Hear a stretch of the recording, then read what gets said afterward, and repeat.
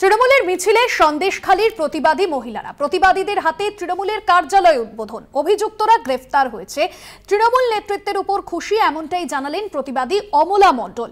সন্দেশখালীতে আবারও উলটপুরাণ দেখা গেল, কারণ যে প্রতিবাদী মহিলারা যারা প্রতিবাদ জানিয়ে এসেছিলেন তাদেরকেই আজকে দেখা গেল সন্দেশখালীতে মিছিল করতে, এবং প্রতিবাদীদের হাত দিয়েই তৃণমূলের কার্যালয় উদ্বোধন হলো। ইতিমধ্যে আপনারা জানেন যে তৃণমূল নেতৃত্ব শেখ শাহজাহান তৃণমূল নেতা সেখানকার সহ 22 জন ইতিমধ্যে সন্দেশখালী কাণ্ডে গ্রেফতার হয়েছে। একাধিক অভিযোগ এনেছেন সন্দেশখালীর মহিলা গ্রামবাসীরা, কিন্তু একের পর এক শাসক দলের উদ্যোগ জমি ফেরানো থেকে টাকা ফেরত, আর সেই উদ্যোগে শাসক দলের উপর খুশি, তৃণমূল নেতৃত্বের ওপর খুশি প্রতিবাদী মহিলারা। তাই আজ দলীয় পতাকা হাতে নিয়ে যেরকম মিছিলও করেছেন, পাশাপাশি নতুন কার্যালয় উদ্বোধনে একেবারে স্বভূমিকায় দেখা গিয়েছে প্রতিবাদী মহিলাদের। সেই ছবিও আপনাদের সামনে তুলে ধরছি। অভিযুক্তরা গ্রেফতার হয়েছে, তৃণমূল নেতৃত্বের উপর খুশি জানালেন প্রতিবাদীরা। অন্যদিকে জমি ফেরতের যে প্রক্রিয়া তাও শুরু হয়ে গিয়েছে, বহু মানুষ তাদের হারানো জমি ফেরত পেয়েছেন, অন্যদিকে তাদের টাকাও ফেরত পেয়েছেন।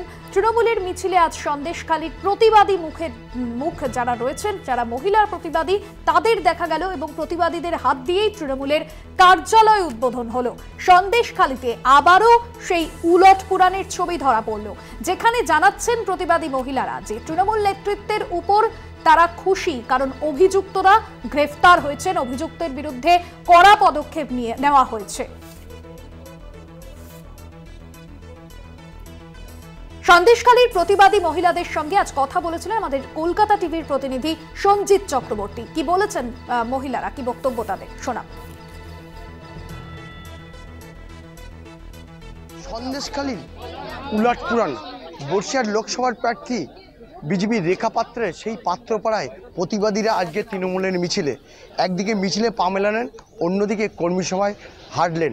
তারা জানাচ্ছেন যে মমতা বন্দ্যোপাধ্যায়ের পাশে আছেন। আমি এই রকম একজন প্রতিবাদীর সঙ্গে কথা বলবো।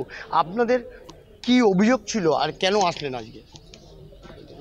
আমাদের অভিযোগ ছিল, যারা দুর্নীতি করেছে আমাদের নেতৃত্ব, তারা আজকে জেলে গেছে। আমরা খুব খুশি, আর তার জন্য আমরা এই টিএমসি পার্টিটা করব। আমাদের এখন কোনো আর আক্ষেপ নেই, কোনো দুঃখ নেই, কোনো কষ্ট নেই। আমরা দিদির পাশে আছি, দিদির পাশেই থাকবো। বিভিন্ন সামাজিক প্রকল্প পান? হ্যাঁ হ্যাঁ, কি প্রকল্প? সব রকম, লক্ষ্মীর ভাণ্ডার, সবুজ সাথী, খাদ্য সবুজ, আর অনেক প্রকল্প, কন্যাশ্রী, রূপশ্রী, সব রকম প্রকল্প। মানে দিদি যত প্রকল্প শুরু করেছে সব প্রকল্পই আমরা পাই। প্রতিবাদীরা জানিয়ে দিলেন যে আমরা তৃণমূলের পাশে আছি, আগেও ছিলাম। কিছু নেতৃত্বের কাজকর্মের জন্য আমরা সেই আন্দোলন বেছে নিয়েছিলাম। আমরা শান্তিতে আছি, বিভিন্ন প্রকল্পের সুবিধা পাই। সেই পাত্রপাড়ার অমলা পাত্র থেকে শুরু করে প্রতিবাদীরা আজকে তৃণমূলের মিছিলে, সব মিলিয়ে আজকের এই সন্দেশখালীর উলটপুরাণ চিত্র রীতিমতো রাজনৈতিক মহলে বিশেষ তাৎপর্যপূর্ণ মনে করছে। আগামী লোকসভা